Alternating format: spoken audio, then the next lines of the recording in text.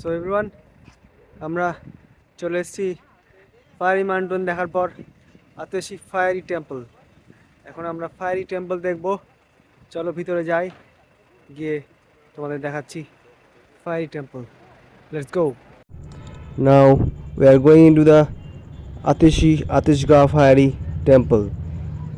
এই Ateshgah fiery টেম্পলের ভিতরে যাওয়ার আগে আমাদের এদের ইতিহাসটা, এই ফায়ারি টেম্পলের ইতিহাসটা জানতে হবে। প্রাচীন যুগে অ্যাটলিস্ট খ্রিস্টপূর্ব 10ম শতকে এই স্থানে প্রাকৃতিক গ্যাস মাটির নিচ থেকে বের হয়ে আগুন জ্বলে উঠত, যাকে ইটার্নাল ফ্লেম বলা হয়। এই কারণে এটি প্রাচীন অগ্নিপূজার কেন্দ্র হয়ে ওঠে।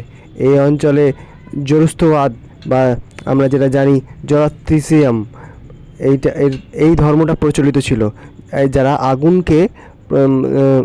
আগুনকে এরা পবিত্র খুব বলে মনে করতো। আমরা আগুনকে হিন্দু এবং জরস্ত্রবাদ এরা দুজনেই আগুনকে খুব পবিত্র বলে মনে করি।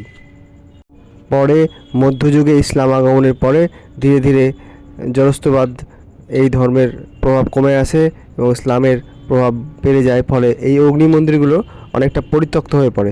তবে আগুনের যে প্রাকৃতিকভাবে যে উৎস থাকার কারণে এটি একটি রহস্যময় এবং পবিত্র স্থান হিসাবে এখনও পরিচিতি আছে। এই আজারবাইজানের মতো 100% মুসলিম কান্ট্রিতে এসে আমরা যে গণেশ ঠাকুর দেখতে পাবো, এবং এই যে দেখতে পাচ্ছ এটা একটি শিব মূর্তি। সে দেখে মনে হচ্ছে দুর্গামূর্তি নয়, শিব তাণ্ডব করছে, শিব মূর্তি এটি একটি। আমরা যে এখানে ভগবান শিব এবং ভগবান গণেশকে দেখতে পাবো, এটা একটি অত্যাশ্চর্য বিষয়। বর্তমানে আমরা যে এই মন্দিরটি দেখতে পাচ্ছি, এটি 1700 এবং 1800 শতকে তৈরি করা হয়েছে।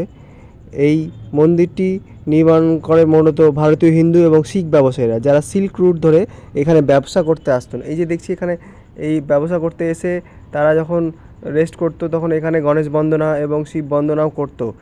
এখানে এই মন্ত্রগুলো উচ্চারিত হচ্ছে, গণেশ বন্দনার মন্ত্রই এখানে আমরা দেখতে পাচ্ছি যে গণেশ বন্দনার মন্ত্র উচ্চারিত হচ্ছে। একটি অদ্ভুত অনুভূতি।